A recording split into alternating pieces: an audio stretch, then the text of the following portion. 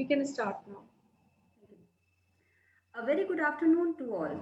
I, Deepthi Sharma, welcome you all to this webinar on data privacy organized by KCC Institute.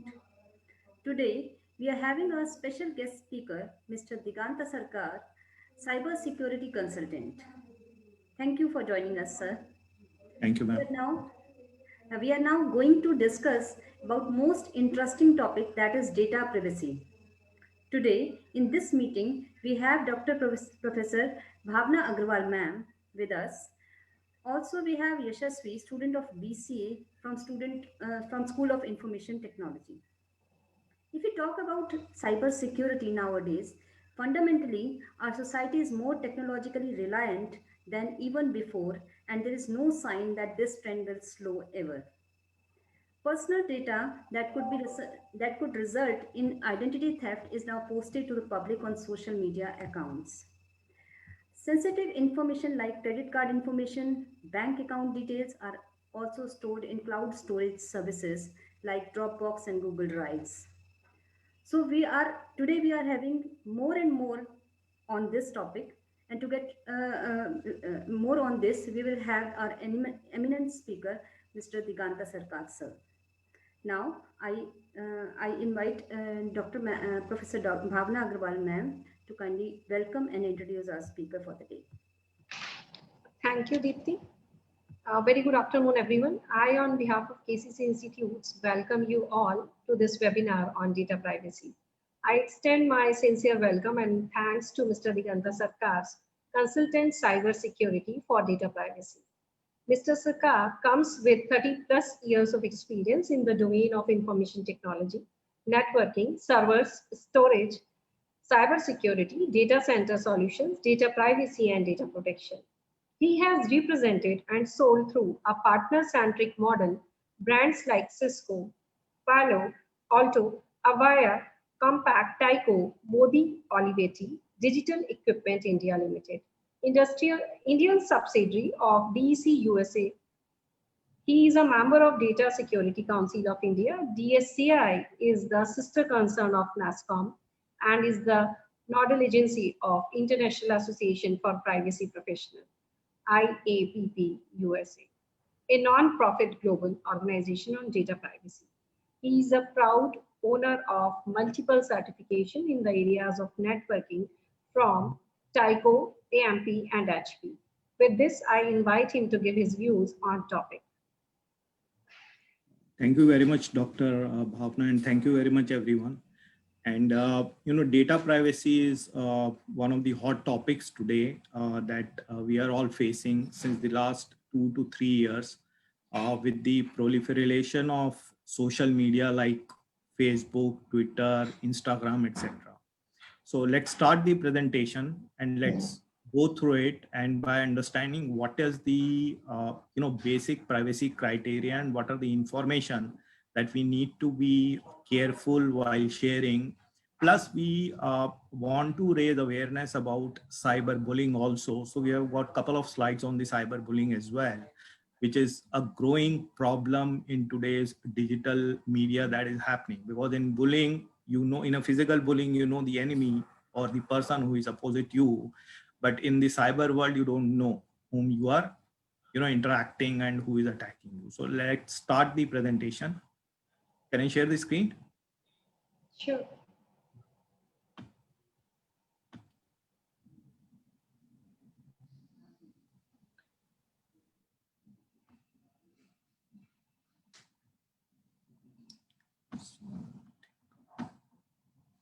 Should I go to the slide share? Is it visible? Yes, sir, it is visible.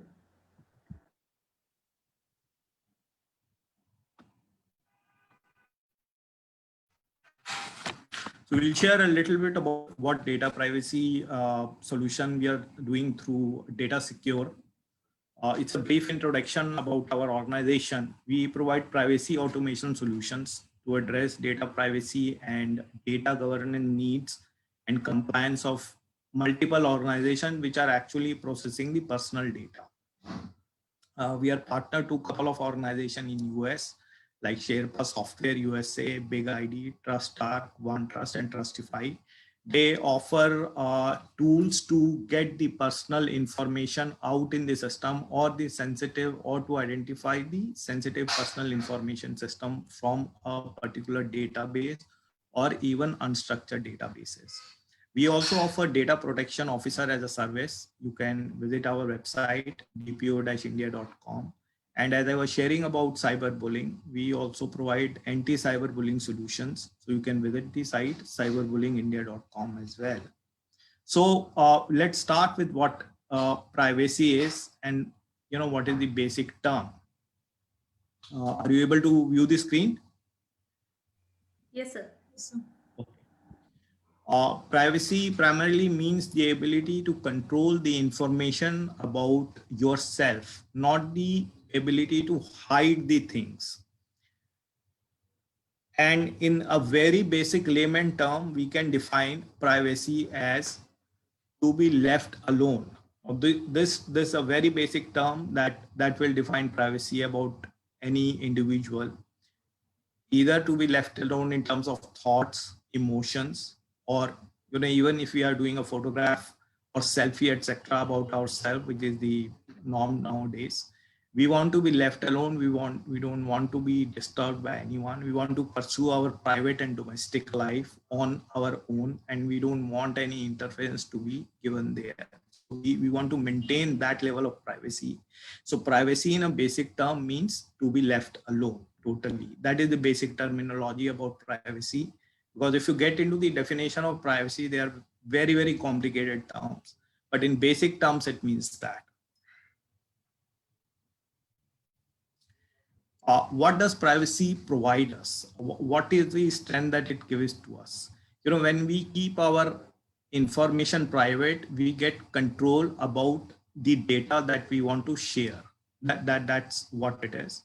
And once we safeguard the personal data about ourselves, we guard our identity, we guard our lot of other things which we don't want to get into the open world, because people can take advantage of it. So that's what the privacy gives us the strength, because it's nowadays people keep sharing a lot of things very openly.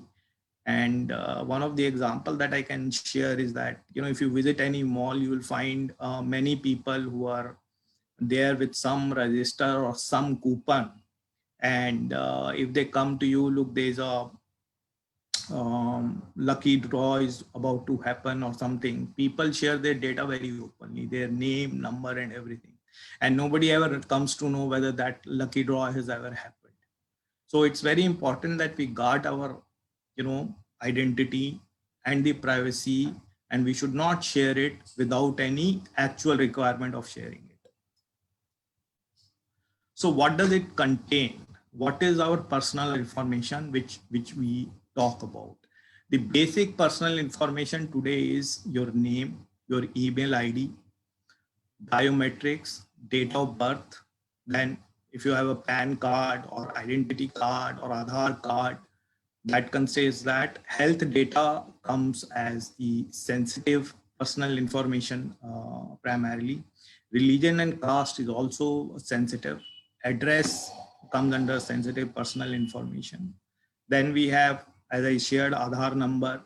Then what is the behavioral information about me, mobile number, and photos.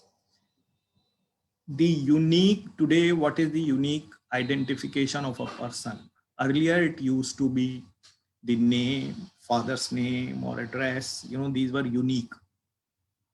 But today the uniqueness is what? Uniqueness is my mobile number, because there are no two mobile numbers which are similar. Okay. So there is a one mobile number which is unique, and we should be careful while sharing our mobile number with anyone.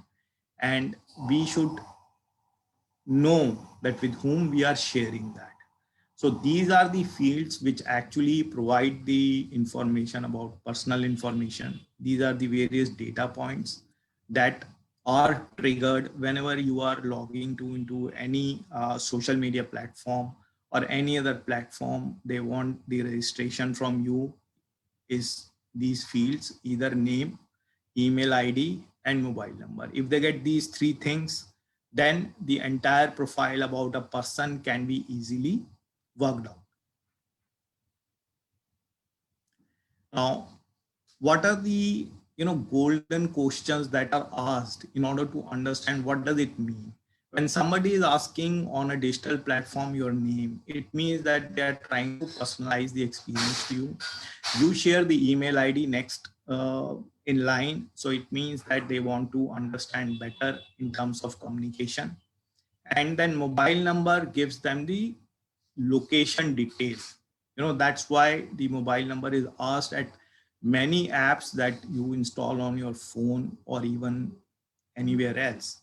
The objective of a mobile number is to know the location, and as per the location, the advertisers try to give you the ad. If you are near to a mall or any restaurant, they will give you the ad for that, so that you can go and buy or make purchases. Then gender, it basically, when you, the moment you mention gender, it unlocks the better personalization in terms of marketing. Date of birth, whether you are a teenager or you are a middle-aged person or whatever, the advertisers can basically track it and give you the ad that they want to sell you, because it's a huge business market when you talk about digital advertising technology. Then you have address, obviously, to connect it to the physical location that you are residing in.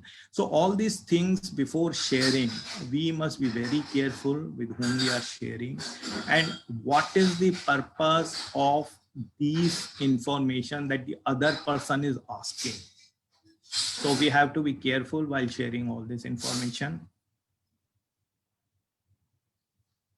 Now we'll talk a bit about what's happening in India in terms of data privacy bill. India has been basically tackling all this data privacy related issue through Information Technology Act 2008.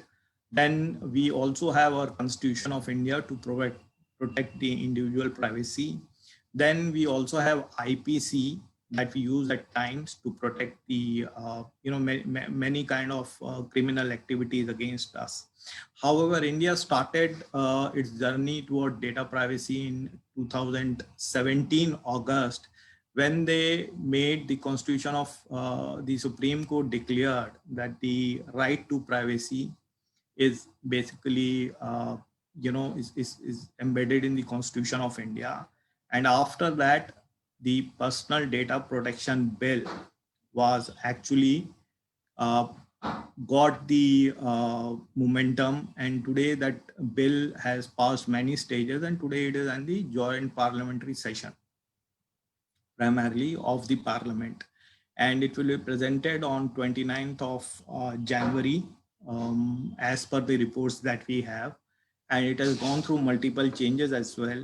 So let's see whether it gets passed. If it is passed, then the individual will get more power about the data that they have about themselves. They will be able to question various authorities, various private companies, which are using their information without taking the consent and using it for various other marketing purposes. So it will give you the power, the individual power will be provided a constitutional guarantee through this basically data privacy bill. So that's what we are all waiting for, and hope it happens. Then it will be really great. So can I move forward, or we have any question or anything? Yes, sir. We can move forward. Okay. So how to protect yourself on the internet? It's very important. I am sure many of you are using social media or internet access through the mobile or any device that you have. And you should know that even if you don't log into any social media through your device, you are actually being tracked by various cookies and trackers, and the internet knows exactly what you are doing. So the moment you log into the internet, the digital profile of that person starts getting built up. Many people do not have social media accounts, but they have been using internet for quite some time. So their profile is actually built up by the internet. They know which sites they visit, what they do, the various cookies and trackers which are used. So how to protect yourself on internet? The basic thing first is that you need to use a strong password if you're logging into a particular site or even any social media site. Kindly don't use ABC1234 or any relative's name along with it. So be careful while putting the password. This controlled disclosure of personal data, which I was sharing, that your personal data is a very powerful thing. You must share it where it is required, but you must try to protect it. Kindly do not share unnecessarily on every site. Every site is not going to be of any use to you, but if there are important sites, kindly share it with them, but control your information. It will, because that will give you power primarily. Then be aware about the users of your data. You should know that you are sharing very important fields about yourself, be it your name, date of birth, or even email ID. These two basic aspects. You should know what that site is going to use it for. What is the data or the information I'll get once I exchange these things? Because once you give it to them, there is no mechanism that you can get it erased. Okay, though in our India's personal data protection bill, a draft bill, the data subject or the data principal, the living individual, will have the right to ask various service providers that you tell me what is the data you have about myself. And if you want to use my data, then kindly use it for this much of time frame. And after this, kindly delete it. Okay, so if you want that your data should be deleted, then you can actually, approach them, send them an email and tell them, look, kindly delete this data about me. And they will delete the data, they will provide you a receipt. So this is happening in Europe. I don't know how many of you heard about General Data Protection Regulation. So our India's PDP bill is based on that. So it gives the individual the power to use their information in a powerful manner, which is not happening now. So next we come that we should verify the identity of the person with whom we are disclosing personal information. As I shared, that when you go into a mall, you will find a lot of people are running around with some coupons and things like that. And I find very amusing, everyone gives their number and email address and name. But if you ask that person that kindly show me the list who have got this lucky draw, they will not be able to show it. They do not have. And what they do with it, they sell this data. Your data, as I shared, is very powerful thing. It is being sold without you knowing. Okay, so if you protect it, it is good for you.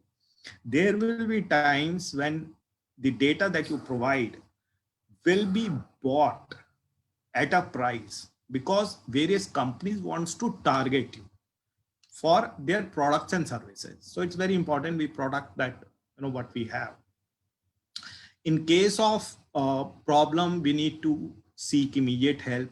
I'll share with you in the cyberbullying slides that what are the help that we can get from the government of India. We are talking about India, so we talk about our own country. Government of India has launched a cybercrime portal where you can report any kind of cybercrime that happens with you, whether it is a social media, somebody is posting very bad comments about you or whatnot, whatever crime you undergo, can go to that portal. It is a very simple portal, very simple details it's asked, and put your details there. Government has done it in last 1 year. So it's a very important tool for us. Read privacy statements carefully. This is something very tricky because if you start reading terms and condition and privacy statements, possibly half a day will go into that. So it is also being meditated through that privacy bill that is upcoming, that the privacy statement should be limited to 3-4 pages. It should be written in an unambiguous language, in a simple language. where the other person can understand it. Because if you write it in a very legal language, the person will not understand. So it's very important that these things are put in a manner that the layman is able to understand. So let's move to the next slide. What are the tips which I shared with you that find out the purpose of collection, why this information is being collected? Be critical of things you voluntarily post. Kindly be careful while you're posting things on social media. As I shared, it's very important that you should know. Find out if they provided, if the information provided by the platform is being shared with anyone or not. And if the personal information providing is mandatory, kindly find out why so many fields are required by it. Cyber attack and cyberbullying, as I shared, that you can approach cybercrime.gov.in and launch your complaint there. That's not an FIR, but it's a way of telling the government authorities, look, this crime has happened with me. Kindly keep track of it. That's how the government will be able to keep track and call these all platforms. You look, come here and kindly answer why so many cyber crimes are happening. Filing FIR is one part. The other part is this. So why does internet privacy matter? As I shared that, it's all about your personal privacy. It gives you the power about yourself, the information that you hold about yourself. Now, it includes both PII as well as non-personal information, which could be your location data. The mobile numbers today, all mobile numbers are mapped. All devices are mapped. So it's very important that people who use these devices use it responsibly. As I shared, when you browse the internet, you may not provide any information, but all browsers, whether it is Google or anything else, is collecting the data about you. They know what is your browsing history. They have put in a tracker, what are the sites you are going, and they will feed the ad as per that. As I shared that it's a multi-billion-dollar industry. So how they do it, how they know about you? They know about you because you have browsed certain, let's say you browse certain books. You will find that those books ads, start coming, but you didn't go and check it on any social media. Okay. So that's how these technologies are built in. Cookie profiling is very important. As you keep visiting, let's say somebody with the books library, so they build up the profile that this person, whoever is using the internet from this device, is more interested in these kind of books or in these kind of libraries. And as I shared, that once you visit the internet, your digital dossier starts getting built up, because your device is logged onto that internet. Your device has a unique ID, and every device can be mapped. That is the technology which is happening today. It was not there around a decade back, but today it is very much there. Some governments spy on their citizens through this also, but that's a different topic. So let's move forward. Any question on this from anyone? Sir, I have one question on it. If we allow to access our data to some app, and after uninstallation, will that app will be able to access our data still? Yeah, your data is still there. You are uninstalling the app. That app has already collected whatever the information they wanted to collect. So you may delete the app, but your data is already there with them. As I shared that, once you give out your information, there is no guarantee that that app maker has deleted it. That's why you get the legal recourse, which is the personal data protection bill. Once it comes, you will have that. So once you delete that data from the app, you can send a mail to that particular app. Kindly tell me what data you have. If they say, look, as per your request, we have deleted, we have none. So that is fine. But if they say that, we will take some time to respond back, or we have some other this thing, that means they have not deleted it. But once it becomes law, then it will become mandatory that within 30 days or 60 days, they have to delete it and give you a receipt that the entire data has been deleted about you, which is not happening now. Any other question? No further questions, sir. Thank you.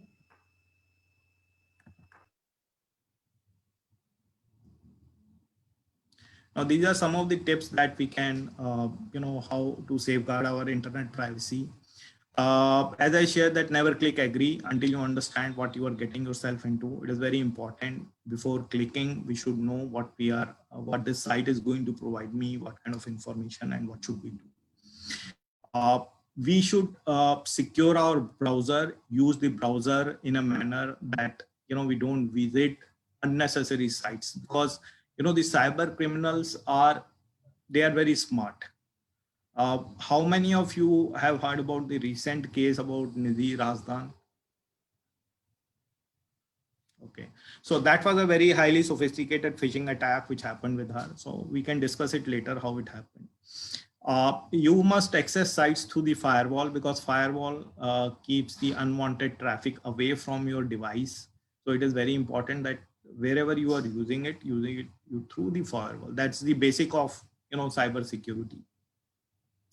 This is very important, that when you're opening an attachment, you have to be careful about the source which has sent you an attachment, and you should be sure that this source is either my friend or my colleague, because some of the frauds that have happened in recent times have happened through the attachment only. Even criminals are able to create a look-alike email ID by creating a fake domain which sounds like that, and what is their objective? Their objective is not to crash your computer. Their objective is to steal the information that you have, steal the information about yourself, so that they can, continue to attack multiple times. And if there are financial details, they will get hold of password, bank statements and everything, and then they can blackmail you. So that is the objective. So, but be careful when you open any attachment. Use it only, open the attachment through a trusted source. Even in some SMS you get attachment, kindly don't ever open those attachments, because they will steal the information from your mobile. So don't open them. Cookies should be deleted regularly, because it will help you. Then operating system, etc. You have to download the patches, etc. to keep it updated. Then you must also use antivirus, so that your system is virus free, and you don't have to pay any trouble on that. One case we can talk about is Facebook data breach. If some people, if you remember, in 2018, Facebook disclosed a security breach where 50 million user accounts were breached. Okay, so when the account was breached, what is the information that was lost? The information lost was about the every user's profile. Okay, and profile contains your sensitive information as well as your personal information.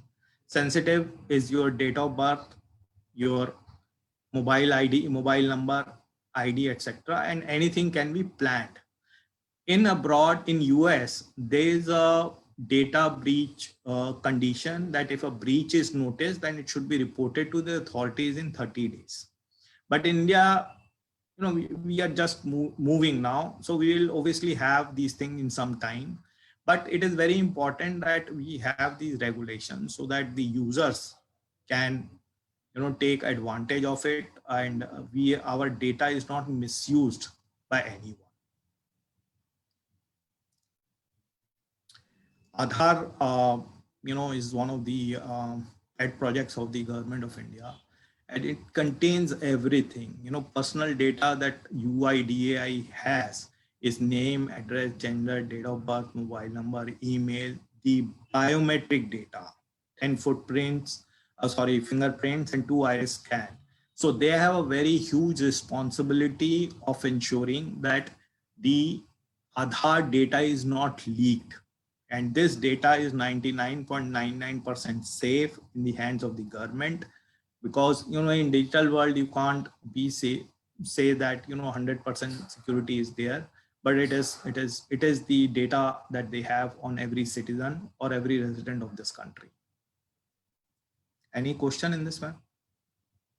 Sir, can we say that all our data has been already flashed with the other sources?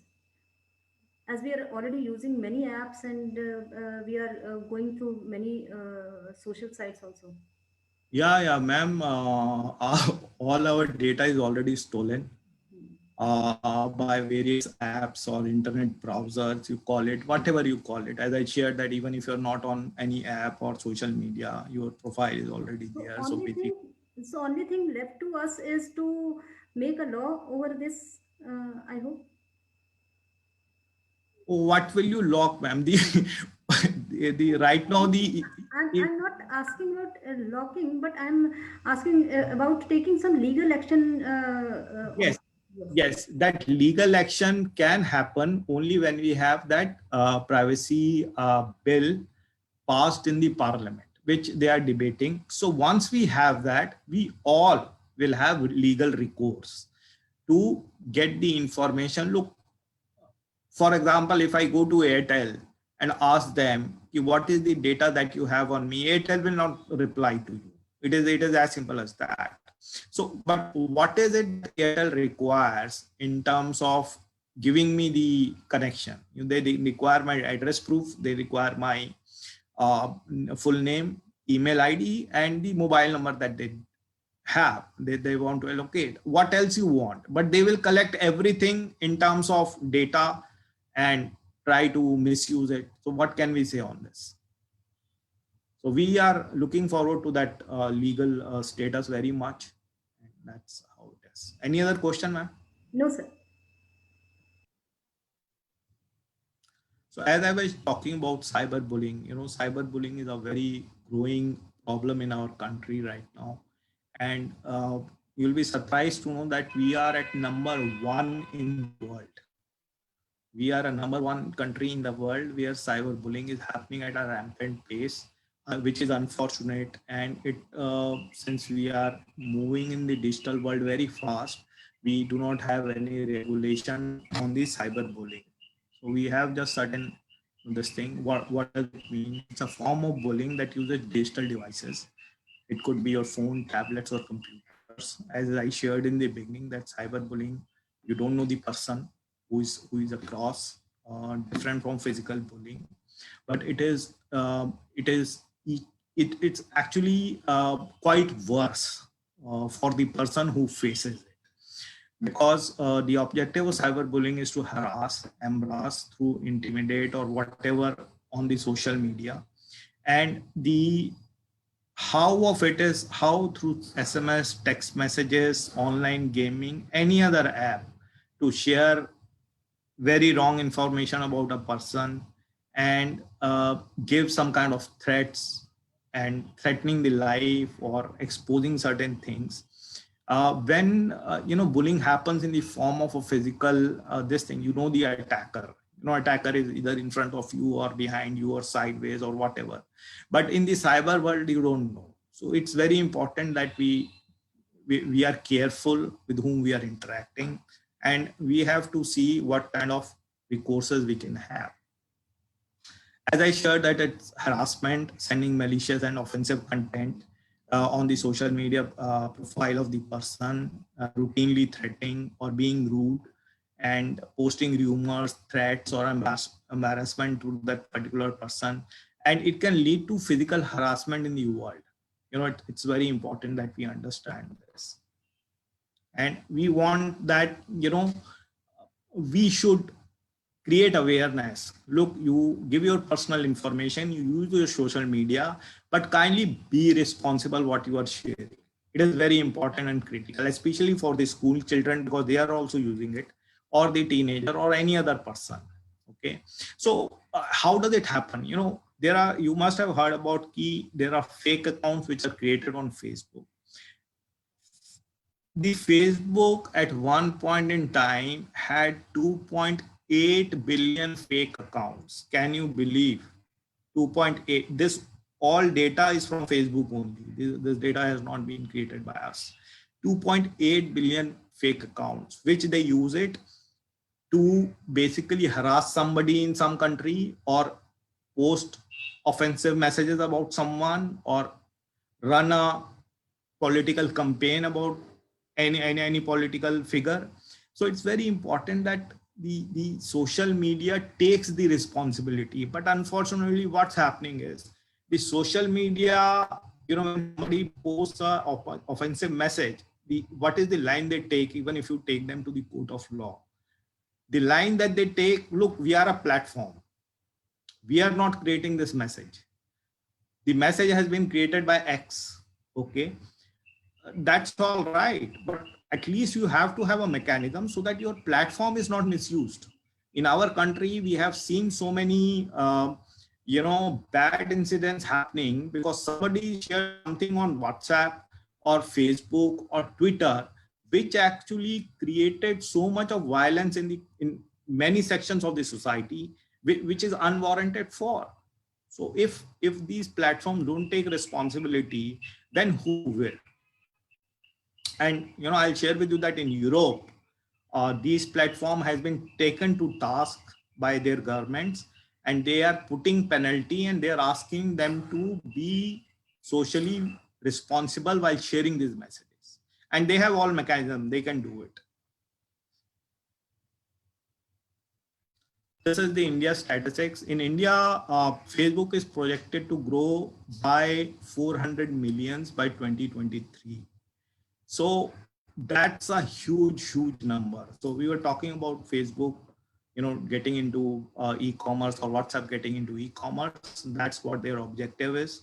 But they don't want to take any responsibility of sharing offensive content and violent content, which is being misused by many by creating fake profiles.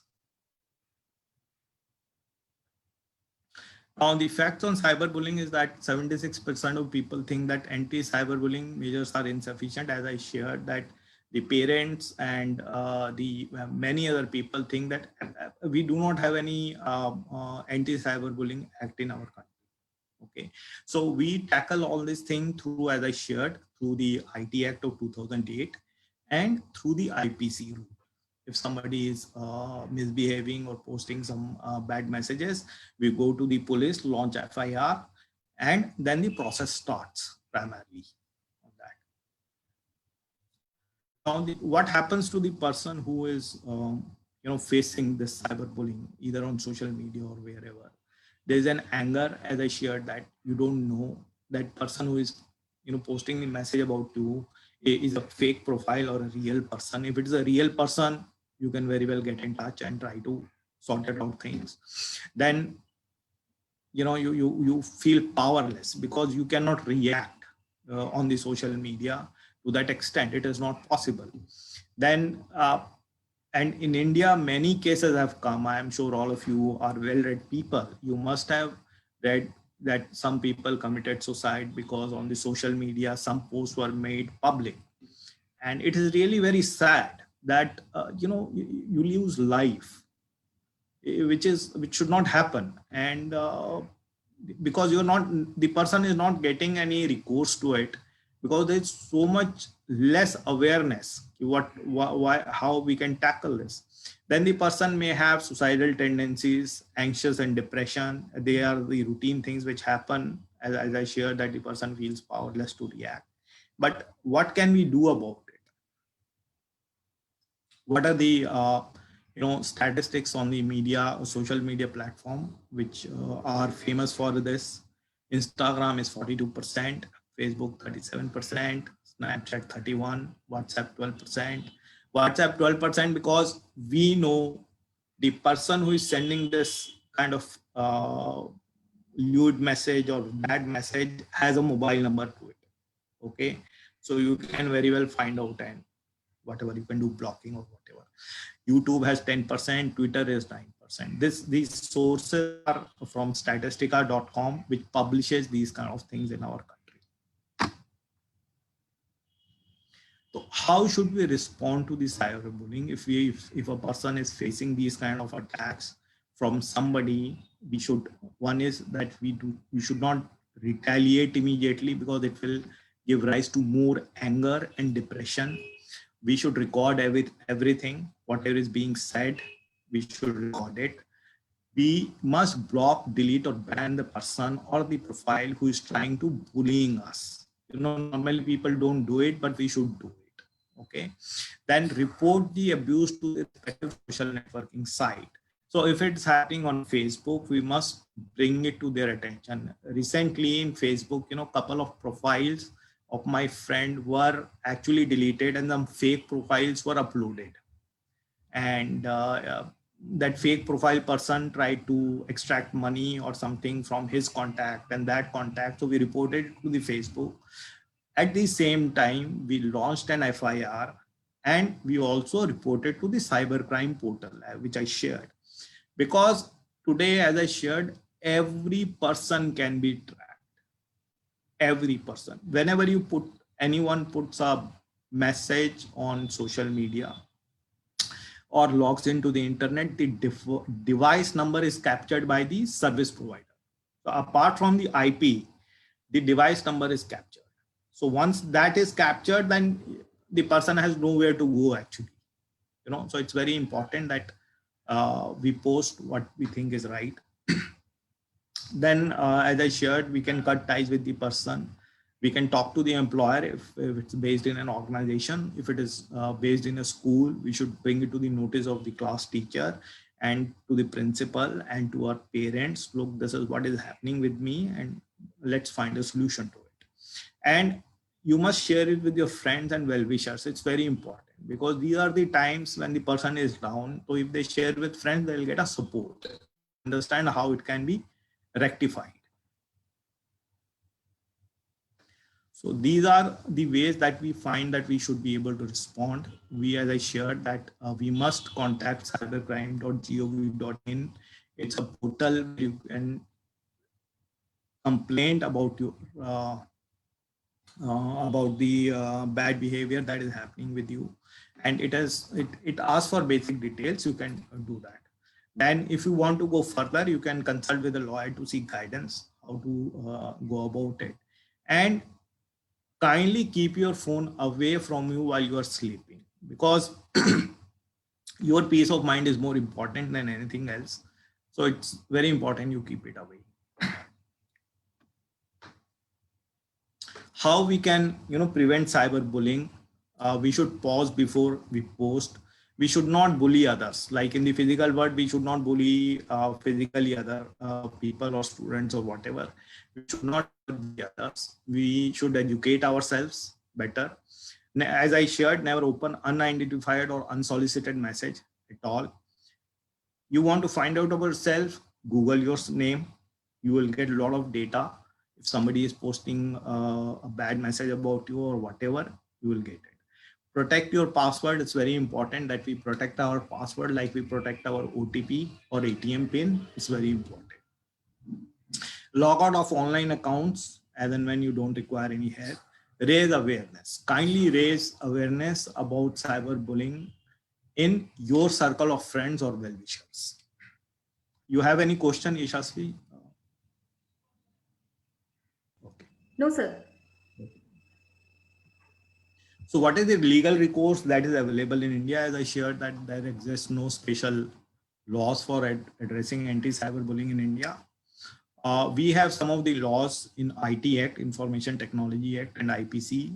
In the IT Act, we have Section 66A, which is sending offensive messages through communication.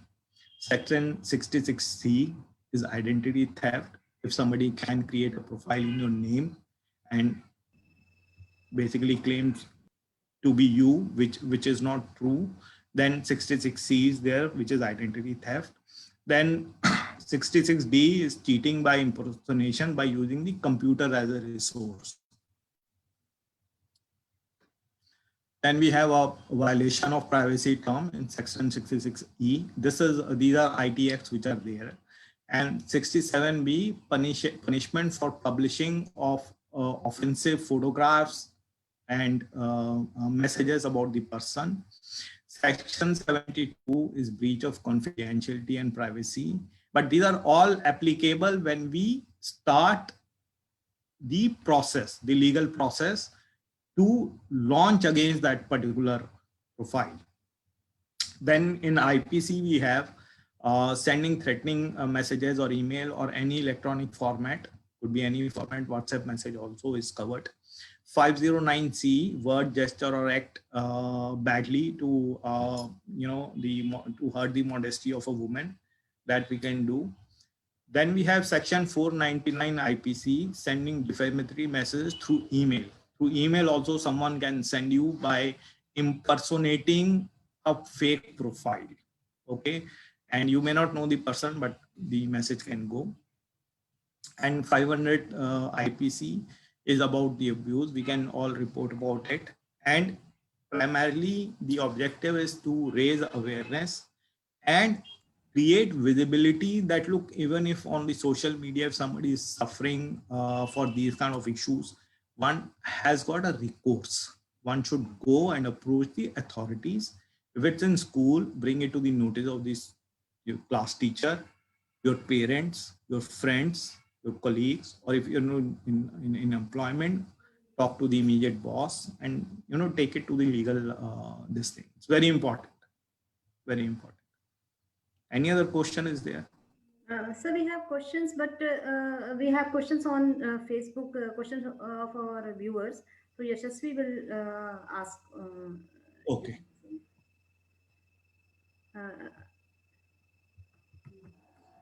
So are you unsharing your screen, sir?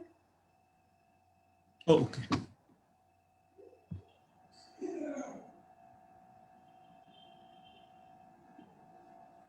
Yeah. Thank you, sir, for being a subject of everyone's interest. We have several questions from Yashasvi. Yashasvi, please. Thank you, ma'am. Good afternoon, sir. I, Yashasvi, student of VCA, would like to ask few questions on behalf of our viewers. So let's have our first question. Sir, the first question is data privacy a human right? Yes, definitely. If you go through the, there are global organizations which have made data privacy as a human right. So there are organizations like OECD and even UN.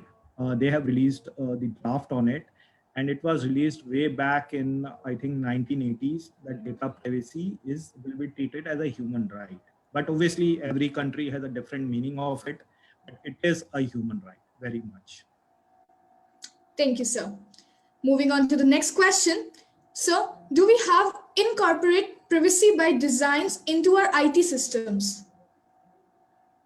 No, we do not have that, since privacy by design is a very new concept, but it is being promoted a lot in the last 3-4 years. So many software companies or many product companies which are coming with the new products are trying to implement privacy by design. For example, the IoT products are trying to do that, but it is not there right now. So there is a movement about it, but not IT products do not have. Thank you so much, sir. Another question from a viewer, which says, are we able to measure and demonstrate compliance with global data privacy regulations? So far as India is concerned, we do not have our own privacy law. But if you talk about GDPR, which is prevalent in Europe, depending upon the requirement, definitely India can do that, can demonstrate the compliance to the global laws, because the entire globe is mandated by different laws. In US, you do not have any federal law. They have all sectoral laws. So this is my question personally. Nowadays, organizations are following bring your own device. So how do they manage to protect their data? Okay, that's a very good question, because bring your own device is right, but organizations today, if we talk about India, because I'll talk about my country, we do not have that kind of protection available with us. And it is the, IT infrastructure is protected. Your data may not be protected. It is as simple as that. But moving forward, we see that since data is getting a lot of importance, in the next 10 years, India is going to be the country which will be leading on the data, because our Honorable Minister, Mr. Prasad, has also shared that India will be the global data economy. So if you want to be a global data economy, you need to have regulation and legal framework in place, which will be happening, which is in the process. Thank you so much, sir. We have another question from a viewer which says, which cybercrime techniques in online banking do you consider the most dangerous?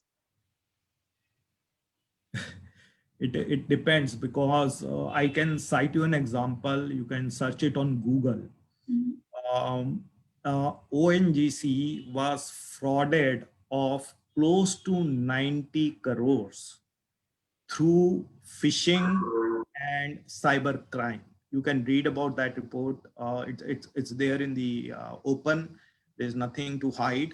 And you can very well understand the level of sophisticatedness of these attacks which happen.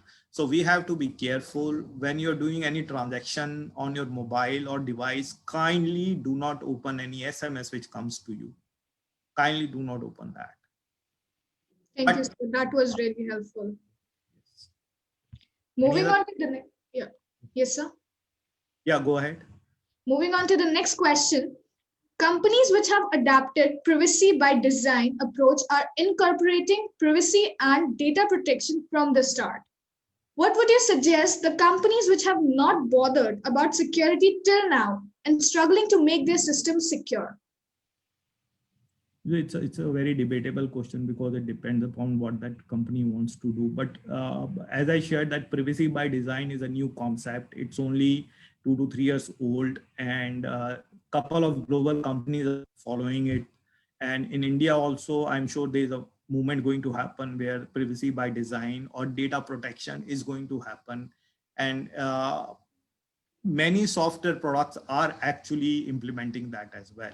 So if you go to Microsoft product site, you get a lot of protection on that, but it's still a long way to go.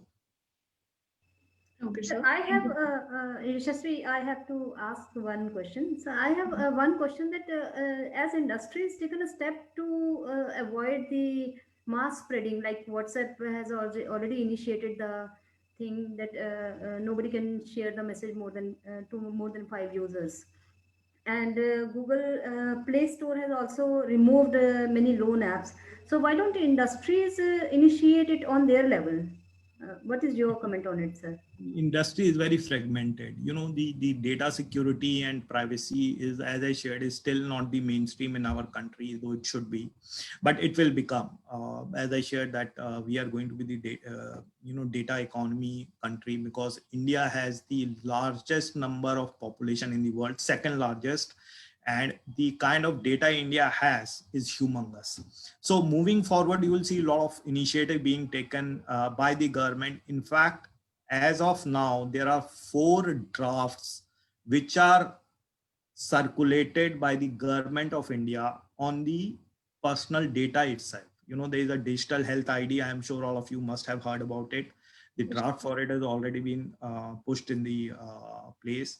Then there is a data empowerment architecture. They are talking about data aggregators, like you give your personal information to one bank, and that bank, you don't have to give, if you go to insurance company, you don't have to do your KYC again.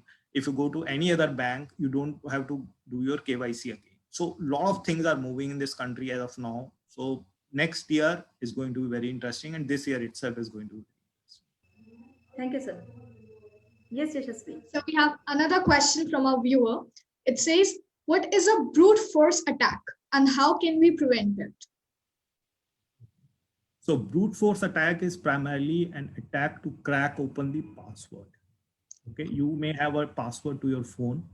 Now, investigative agencies, I'm talking about investigative agencies right now, when they catch a criminal and they know that the entire crime has been done by using the mobile device, they ask the person. If the person reveals that the password is this, they can get access. If that person does not reveal the password, then they have devices which they use a various multiple combination of passwords are generated to crack open.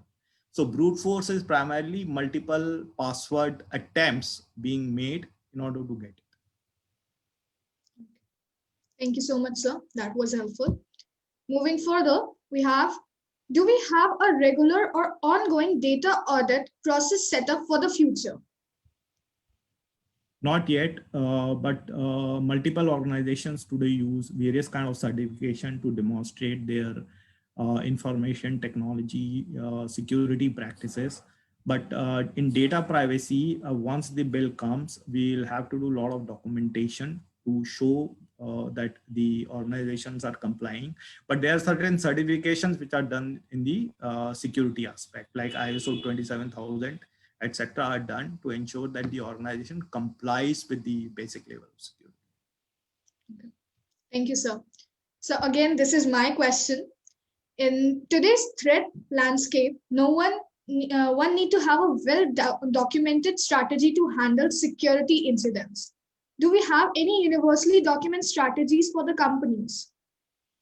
No, the security incidences depend from company to company. There are various tools which organizations use in order to keep themselves safe because threats are ever evolving. So there's no one set tool which can do it, but there are tools from companies like FireEye or McAfee, etc., which provide these kind of solutions, but it is as good as the last attack. You know, the recent attack in US actually attacked their federal agencies and took out a lot of data, and it was done through a solar there's a network monitoring tool. It was done through that tool itself, so you can understand the level of high-tech hackers we are dealing with. Exactly. So thank you, sir. Moving further, we have we calculated the financial impact of high-risk data if leaked? I couldn't get it. I repeat it again. So it says, have we calculated the financial impact of high-risk data if it is leaked? Yeah, definitely. There are documents from various organizations which keep releasing.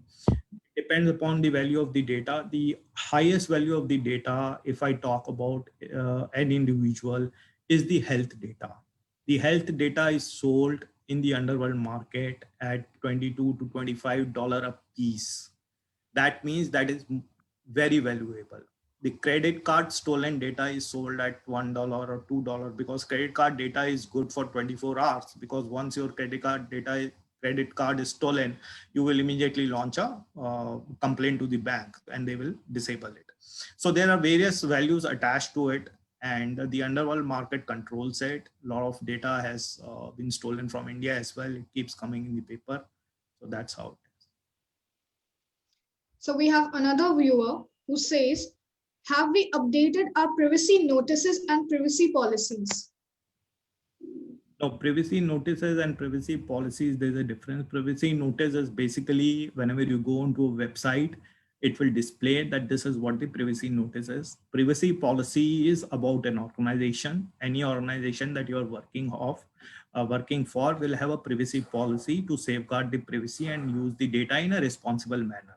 So it will depend from organization to organization because there is no one set of rule cuts all for everyone. So it's like that too. Thank you so much, sir. Sir, the next question we have is, data focus policies adding up more and more data into the system. Does data mismanagement results in the shape of problem of data leakage, or is it something else?